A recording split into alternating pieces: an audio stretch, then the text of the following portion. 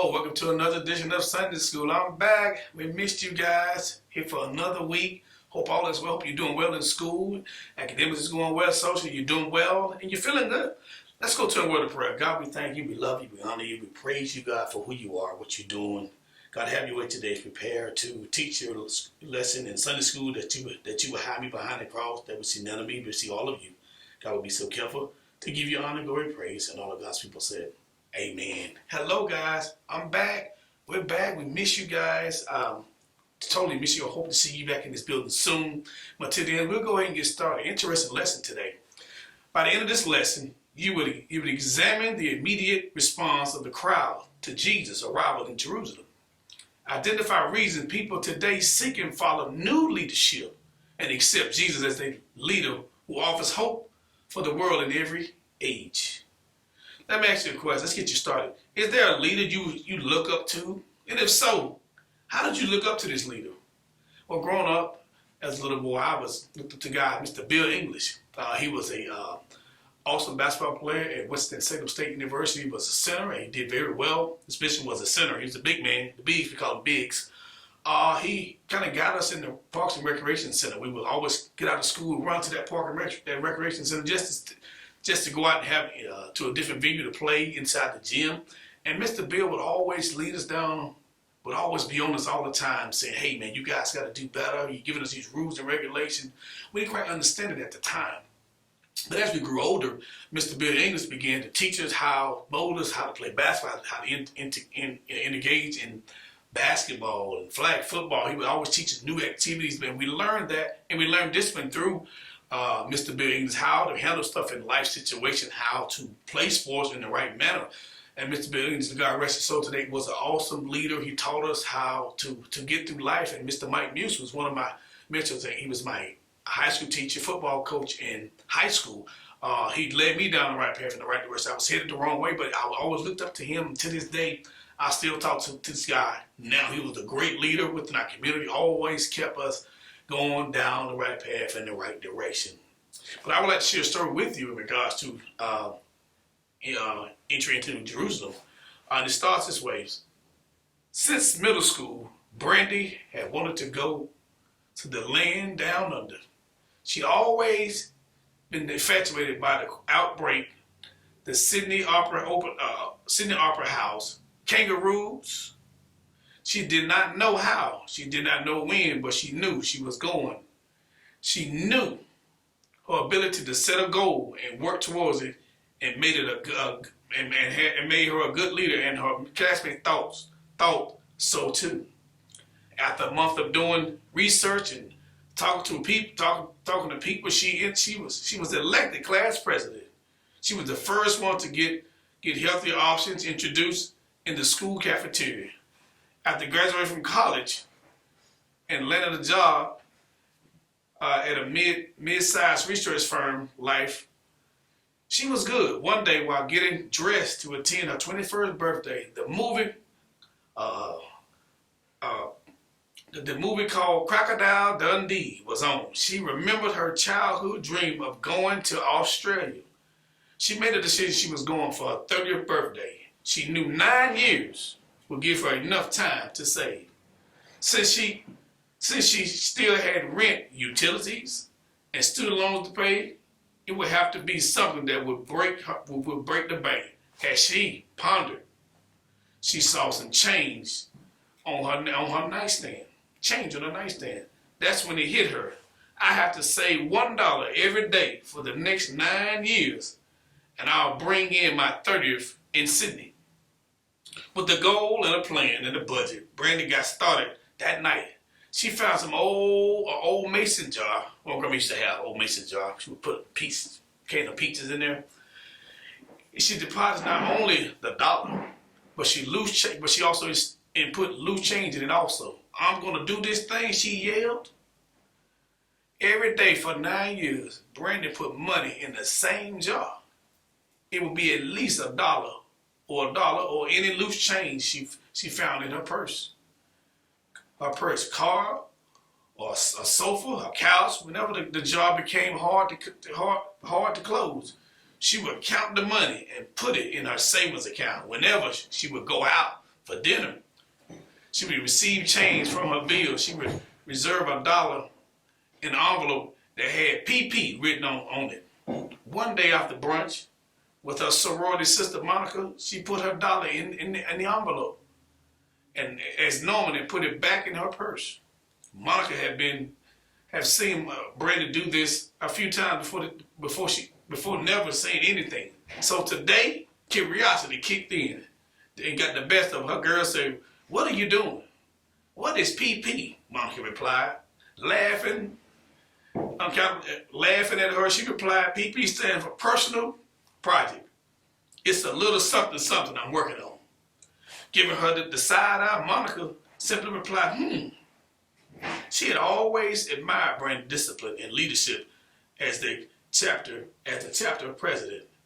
After an early 30th birthday celebration with friends, Brandy hardly believed she was actually boarding. She could hardly believe that she was boarding the plane to Sydney, Australia. Not only did she save $3,285 with her minimum, she saved over $5,000. It was a proud 9 years in the making. Why do people feel that it's so hard to accomplish goals? Number one is we don't write the goals down. You say write the vision to make it plain. You have to write stuff down in order to accomplish your goal. It's almost like data. You have to write it down and mean what you say and say what you mean. Write it down. And as you prepare to go back and look at your data, you can see where you can gauge where you are. See, I like about Brandy. Brandy was determined to set that goal. She wanted to get to Sydney for 9 years. She was disciplined. She was saving the money. She was doing what she needed to do to ensure that she get to Australia. Her goal was see, when you begin to discuss goals, you have to make sure that you're in the right frame of mind. You've written everything out. You plan stuff out. Put it on the board. Put a visual in front of you, an artifact in front of you so you can see where you're going, where you're gauging, where you need to be.